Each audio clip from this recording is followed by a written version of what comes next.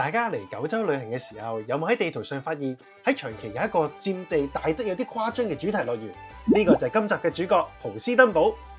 明明佔盡地理優勢，雄霸整個九州，係日本面積最大嘅主題樂園之一，大到幾乎等於8個維園，卻偏偏好似食咗豬油咁，爬極都爬唔到上位。整個日本排名第10，仲差過名古屋嘅 Legoland 啊！去過嘅人評價兩極，有人話佢舊，話佢悶，亦都有人一年去幾次，仲覺得越去越舒服。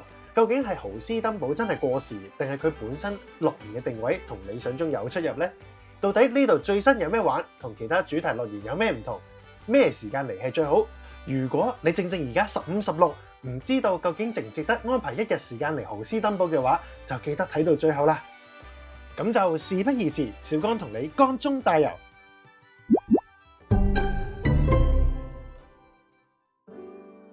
一如以往講咗交通方法先。如果大家喺博多市中心出發嘅話，可以坐 JR 特急豪斯登堡號，坐1個鐘頭9個字就直達㗎啦。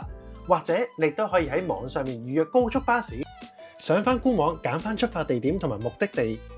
高速巴士每人車價大概2300至3000英左右啦，車程就要差唔多2個鐘頭。不過呢一日我哋就揀咗自己揸車，由福岡出發，揸咗2個幾鐘頭車，終於嚟到位於坐世保市嘅豪斯登堡。樂園出邊係有專屬停車場嘅，所以自駕遊都唔使擔心。如果你諗住2日1夜，附近咧亦都有唔同酒店可以選擇，酒店咧就會提供穿梭巴士來往樂園嘅。記得入場之前 download 定呢個豪斯登堡 Apps， 你就可以睇到園區嘅地圖，顯示唔同設施嘅位置啦、表演時間同埋地點，甚至乎睇到呢啲遊樂設施、餐廳要等嘅時間，好使好用㗎。咦，嗰度有啲係俾狗仔坐嘅車可以租啊，仲有得擺隻狗喺呢度，有 hotel 喎。嚟到門口第一件事就梗係買飛啦，票種都有唔同嘅，成人同學生價錢唔一樣，亦都有唔少人會揀呢個 K 字頭嘅旅遊平台，預先買定飛或者參加 one day tour。如果買3點後入場嘅飛，仲會有折添，一路可以玩到夜晚先走。至於點解，之後再話俾你聽啦。哦 Miffy 啊，大家排隊影相。佢哋好得意，兩個小不點，個個都影呢個 Miffy 喎。不過日本人有個好處，永遠都會幫下一個影相。好好。豪斯登堡係參考咗中世紀嘅荷蘭風格打造嘅主題樂園，裏面嘅建築同埋餐廳好多都係歐洲式嘅。重點呢度一磚一瓦真係由荷蘭運過嚟㗎。大家嚟玩嘅時候就可以腳踩荷蘭，暢遊一番啦。有人就同聖誕樹影相，有人就急腳，因咩事呢？原來呢個樓高5層嘅中世紀大風車啊，係咪有種宮崎駿動畫先有嘅感覺呢？個風車就好似一個得喺正門嘅保安哥哥，日頭同大家 say hello， 夜晚同大家 say bye bye。個風車轉下有啲咿聲，有啲恐怖。要查翻呢 WD-40。係咯，假地個風車都轉咗30幾年㗎啦，有啲骨質疏鬆啫，邊似得我哋可以喺河邊休息咁寫意啊！我覺得比起我10幾年前嚟咧，爭好遠。多咗好多嘢。我10幾年前係冇人嘅呢度。哦。跟住咧，成班 dancer 對住冇人嘅觀眾即刻跳舞。好慘啊！有 Miffy 啊？係喎。好多熊嘅。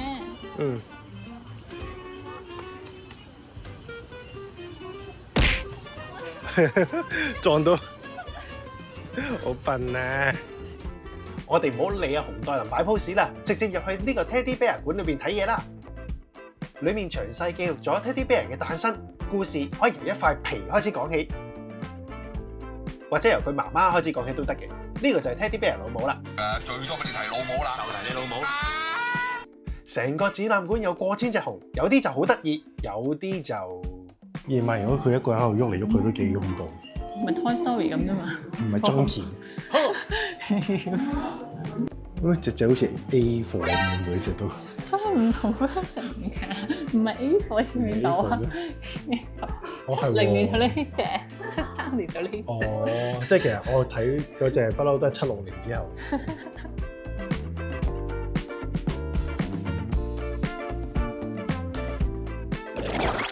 呢個樂園其實都好多嘢玩嘅，一條片就好難介紹得晒㗎啦。咁我就簡略同大家分享下啦。你上到官網，你就會見到呢度有成40幾種遊戲嘅，花多眼亂，你又唔清楚邊啲值得玩。為咗幫大家容易分配時間，我已經整理咗唔同遊戲嘅級別，最值得玩嘅就會放 A 級，有啲啦我連放落去都冇放，你就知點解啦。俾3秒大家 cap 圖，3。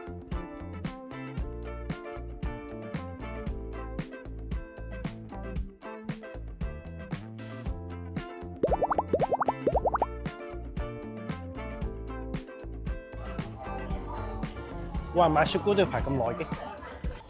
哦，佢係嗰啲炒雪糕啊，係咪啊？哦，行唔行得落去嘅咧？好靚喎。應該得嘅，但下面冇嘢。嗯。哦。好靚啊！你左手邊嗰座塔啊。其實嗰度可以上去嘅。嗯。行到身水身汗，好似行幾都行唔完咁樣樣。原來呢度有成9大園區，體力好嘅人就話可以一腳走天涯啫。但係好似我呢啲就要做逆流大叔啦。喺園區度搭船啦係免費嘅，大家可以穿梭去到唔同嘅區，部分酒店啦，甚至乎係有船可以由酒店直達樂園嘅。最緊要係可以慳翻啲腳骨力啊嘛。男朋友最緊要保留體力，我係講緊呢樣啊。雨傘街事關啦，每個男朋友都會用盡佢哋嘅藝術角度同埋體力幫女朋友喺呢度打卡影相嘅。七彩顏色嘅天空，陽光透過啲遮打落嚟，好似加咗自然嘅 filter 咁噶。唔係正日頭㗎，夜晚嘅時間，雨傘街呢度都會有燈光表演嘅。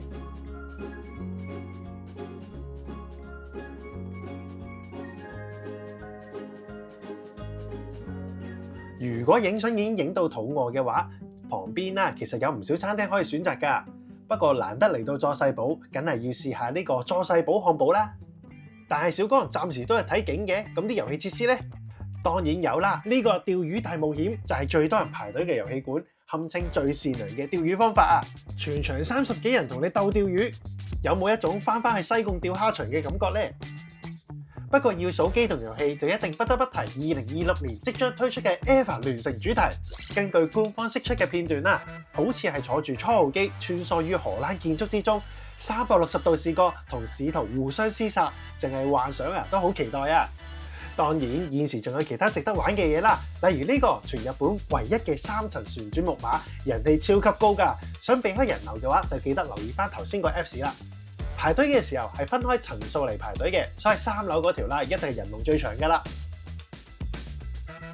我同肥妹就夾晒時間，玩完呢個旋轉木馬之後，就可以去側邊睇表演，少少時間都唔想嘥啊！難得嚟到，最起碼都要玩2樓㗎啦。平地嗰層就留翻俾有需要嘅人啦。依家畫面見到嘅就係第2層望出嚟嘅角度嚟嘅。當你轉到頭昏腦脹嘅時候，最好就用音樂去清一清醒頭腦啦。喺隔離呢度就有個打鼓表演，係日本本地人嘅表演者嚟㗎。透過故事嘅演技同埋太鼓，為大家帶來一場精彩演出，當中仲有唔少笑點添㗎。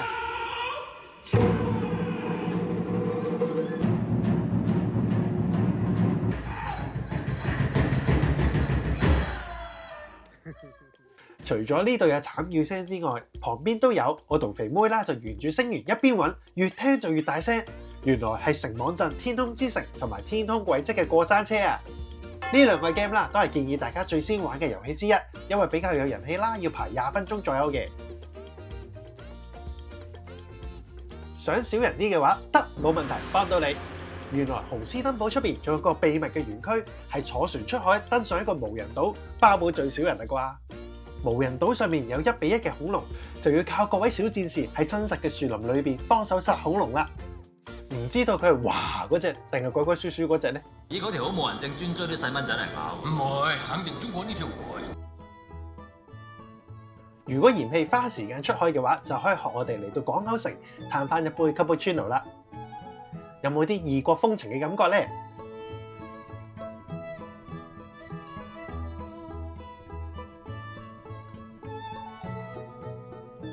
食完嘢仲想食甜品嘅話，就可以嚟到朱古力城堡。除咗有朱古力糖之外啦，你仲可以俾500yen就可以嘗試扭人生第一次嘅朱古力水龍頭。凍熱朱古力隨你選擇。如果屋企都裝翻個就好啦。喂，肥妹，你裝得太滿啦啩？其實豪斯登堡定期都會同唔同角色 crossover 㗎。以前最吸引人嘅就一定係 One Piece 千人號，而家就梗係 Miffy 夢幻小鎮啦。就算我唔係 fans 都好，見到成個園區都變晒同一個主題，好似去咗 USJ 咁啊！屋內同屋外啦都設計得好有心思，唔怪之得手信店都人頭湧湧啦。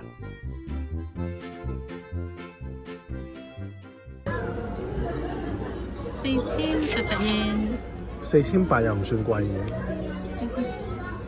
以為基路仔，都似。我心係 Miffy 版嘅蜂蜜蛋糕，係咯，好似抵買啲。仲有個盒都好靚。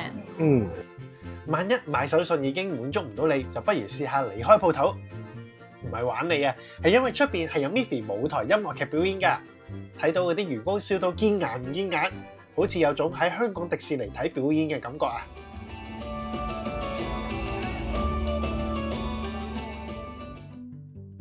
正常大家都會由朝玩到晚嘅，但係點解有啲人會係下晝先入場呢？原來係因為呢度夜晚嘅燈飾令呢度被譽為日本擁有最靚嘅夜景樂園之一。豪斯登堡有一個冬季限定嘅主題叫做光之王國，除咗有過千萬粒 LED 燈泡之外，仲有 VR 帶動，撞啱節日嘅話啦，就更加有氣氛啦。如果你想睇更多冬日點燈介紹，就可以睇翻我之前嘅聖誕特輯啦。無論係夜晚嘅摩天輪啦，定係光影瀑布，或者夜晚搭多一次旋轉木馬都得，都係呢度嘅焦點嚟㗎。不過接下落嚟呢個節目你就一定唔可以失焦啦，就係呢個1年1度冠絕9週嘅豪斯登堡花火大會。白笑哈哈嚟㗎。係啊。哇，好大個啊！同平時嘅花火大會唔同，呢度嘅煙花係跟必嘅，而且仲要係指定席，你就唔使提前幾個鐘去排隊啦。幻想一下，睇完呢個咁精彩煙花之後，再返酒店欣賞呢個夜景，呢個安排一定唔會令到你嘅伴侶失望啫。呢個仿造17世紀荷蘭街景嘅主題樂園，服務大家已經超過30年啦，見證住各位喺呢度締造唔同嘅開心回憶。話就話係一個主題樂園，但我覺得佢更加似一個家鄉小城鎮。豪斯登堡其實一開始啦就冇打算同其他樂園行同一個路線，佢唔係靠大量刺激嘅機動遊戲取勝，係可以投放嘅資源亦都唔算多。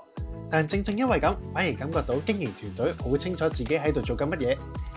喺有限嘅條件之下，持續去微調啦、crossover、換季節嘅內容，去吸引唔同嘅遊客。我明白點解佢喺排行榜上面未必可以同其他主題樂園去競爭，但其實我幾欣賞豪斯登堡佢揾到自己嘅定位。呢度好配合到9週本身個節奏，唔使為咗玩一個設施就排2個幾鐘頭，亦都唔使天未光仔門口排隊爭先恐後係咁跑。喺園區裏邊大部分人都好 chill，大家慢慢行，慢慢影相，坐低食下嘢，感覺先係真真正正放翻1日假啊嘛！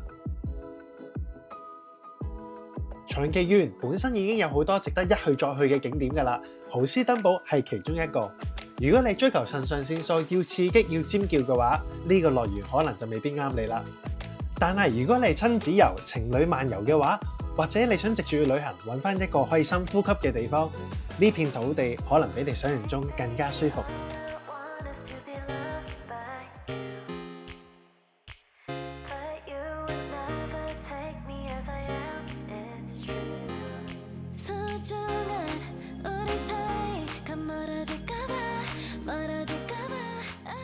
今集時間又夠啦，記得 like、share 同埋 subscribe，記得撳埋隔離嘅鈴鈴 ，follow 我嘅 IG，你就可以成為下一條片最新收睇嘅觀眾㗎啦。